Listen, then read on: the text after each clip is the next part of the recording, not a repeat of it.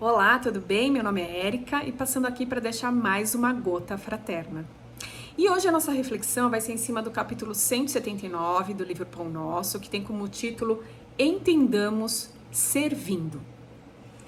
E esse capítulo, ele começa com um trecho da epístola de Paulo a Tito e diz o seguinte pra gente: porque também nós éramos noutro tempo insensatos. E o texto que Emmanuel discorre a seguir nos diz o seguinte: o martelo realmente colabora nos primórdios da estatuária, mas não pode golpear a pedra indiscriminadamente. O remédio amargo estabelece a cura do corpo enfermo, no entanto, reclama a ciência na dosagem, nem mais, nem menos. Na sementeira da verdade, igualmente é indispensável não nos desfaçamos em movimentos impensados. Na terra, não respiramos um domicílio de anjos. Somos milhões de criaturas no labirinto de débitos clamorosos do passado, suspirando pela desejada equação. Quem ensina com sinceridade naturalmente aprendeu as lições atravessando obstáculos duros. Claro que a tolerância excessiva resulta em ausência de defesa justa. Entretanto, é inegável que para educarmos a outrem, necessitamos de imenso cabedal de paciência e entendimento. Paulo, incisivo e enérgico, não desconhecia a semelhante realidade. Escrevendo a Tito, lembra as próprias incompreensões de outra época para justificar a serenidade que nos deve caracterizar a ação a serviço do Evangelho Redentor. Jamais atingiremos os nossos objetivos torturando chagas, indicando cicatrizes, comentando defeitos ou atirando espinhos à face alheia. Compreensão e respeito devem preceder a tarefa em qualquer parte. Recordemos nós mesmos na passagem pelos círculos mais baixos e estendamos braços fraternos aos irmãos que se debatem ainda nas sombras. Se te encontras interessado no serviço do Cristo, lembra-te de que ele não funcionou em promotoria de acusação, e sim na tribuna do sacrifício até a cruz, na condição de advogado do mundo inteiro. Lindo esse texto. Como eu disse, né, esse capítulo começa com essa epístola maravilhosa de Paulo a Tito, né? E o uso da palavra insensatez que ele fala de outrora é muito interessante. Então a gente lembra aqui, nesse texto maravilhoso de Emmanuel, que nós ainda vivemos num mundo de provas e expiações aqui no planeta Terra. Então, estamos muito longe ainda de termos uma morada sublimada, um mundo feliz, porque justamente carregamos ainda dentro de nós a insensatez das nossas escolhas. A insensatez, por exemplo, de como nós conduzimos a nossa vida. Portanto, não dá para esperar, vamos dizer assim, atitudes angelicais de todos nós, como Emmanuel nos diz. Então, a metáfora utilizada por Emmanuel logo no começo do texto é muito interessante quando ele diz que não dá para a gente sair martelando à torto e à direito uma pedra bruta, porque nós teremos um resultado negativo. Nós não teremos uma obra de arte, uma estátua linda, maravilhosa ali nos aguardando. Não, sai martelando por aí para você ver o resultado que você vai ter, que eu vou ter. Então a gente precisa, como ele chama a atenção aqui, usar esse martelo com sabedoria, com parcimonia. Por exemplo, quando a gente vê ali uma mãe extremamente zelosa e extremamente ali terna com seus filhos, eu tô falando do excesso de, tá bom? O que acontece? Ela acaba às vezes corrompendo o caminho dos seus filhos. E aí, complica uma situação que não deveria se complicar. Porém, o outro lado, o outro extremo, que que seria dessa mesma mãe sendo mais incisiva, vamos dizer assim, com mais rigidez e dureza, ela com certeza afastaria seus filhos. Então, a gente precisa entender que cada situação, que cada coração que a gente encontra na nossa frente, próximos de nós, está numa situação de entendimento e de escolhas diferentes da nossa, né? E a gente tenta equiparar, igualar, colocar todos no mesmo quadrado, e a vida não é assim. Então, cada contexto precisa ser analisado, e a nossa vida é assim. Ora mais incisivos, dependendo da situação, mais firmes e enérgicos, ora mais a menos, dependendo, né, da pessoa, dependendo da função, dependendo ali do contexto. Então, uma postura fundamental que a gente tem que entender é o servir. O servir é uma ação. Então, requer justamente o entendimento do momento que o outro, e que às vezes nós estamos também, que às vezes a gente exige demais de um momento que a gente não está podendo atender.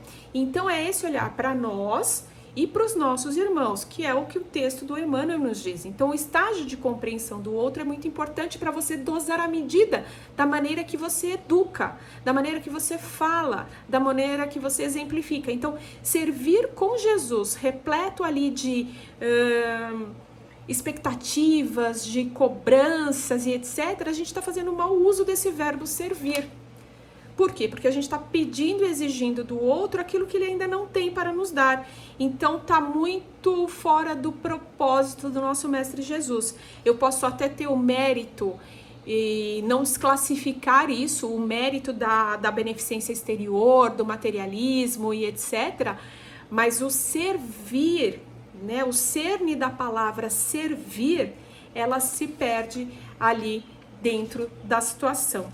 Então, a gente, para sair e conseguir fazer a ação do verbo servir, a gente tem que transitar entre o estudo, que é muito importante, o Evangelho, os livros de Allan Kardec, de outros benfeitores e tudo mais, a parte teórica que embasa a sua ação, a minha ação, a nossa ação, né? Então, assim, vamos a campo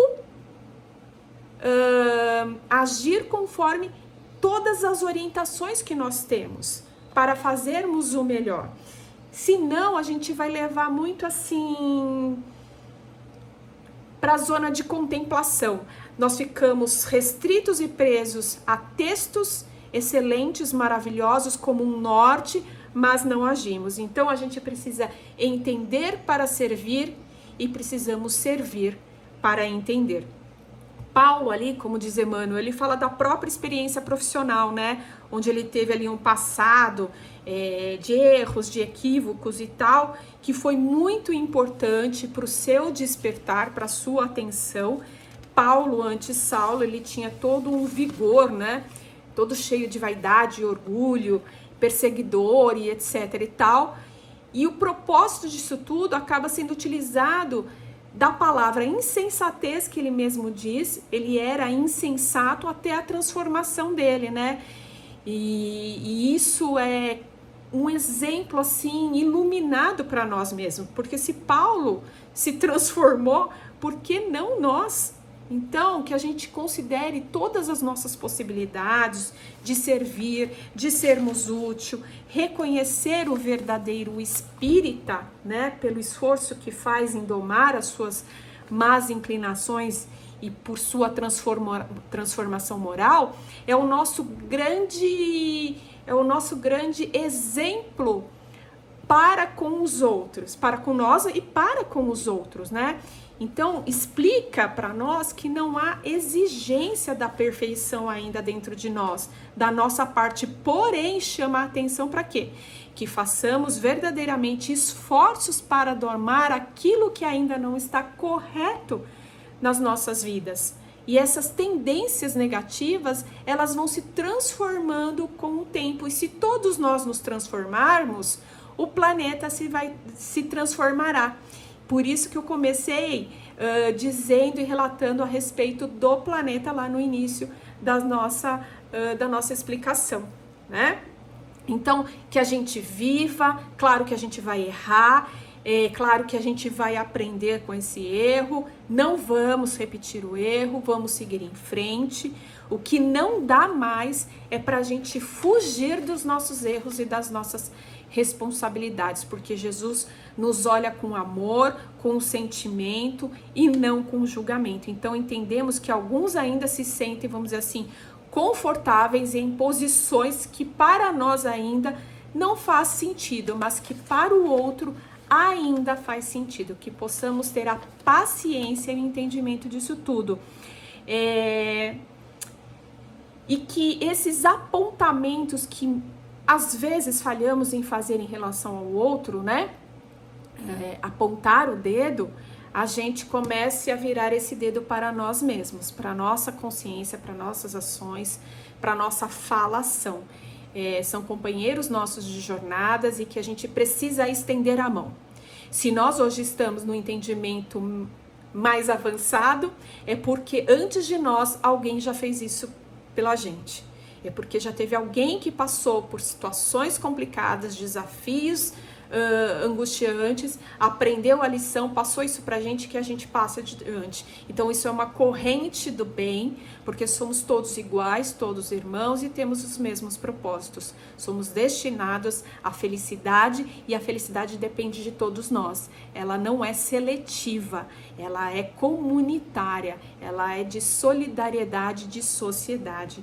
Então, o Evangelho segundo o Espiritismo já nos diz que quando desejar corrigir algo ou alguém, chame no particular, diga particularmente para a pessoa, né? E que sempre tenha um fim útil e um fim educativo.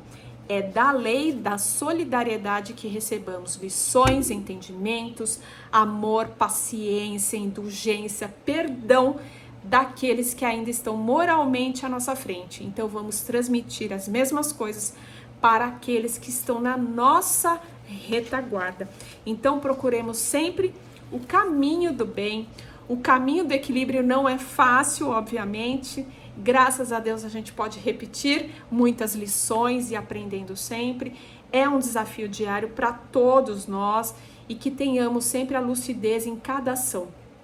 Quantos dramas, quantas perturbações a gente vê por aí, né? No trânsito, dentro de casa, desafios mil, que poderiam ser evitadas se tivermos uma ação menos impulsiva do que a gente tem hoje, menos imediatista do que a gente tem. Então tenhamos sempre a ponderação e não façamos o uso equivocado do nosso martelo. Considere então todos os dias de nossa jornada aqui na Terra as inúmeras possibilidades, como diz o texto, de servir. Entenda para servir, sirva para entender. É da lei divina. Obrigada pela companhia, até a próxima.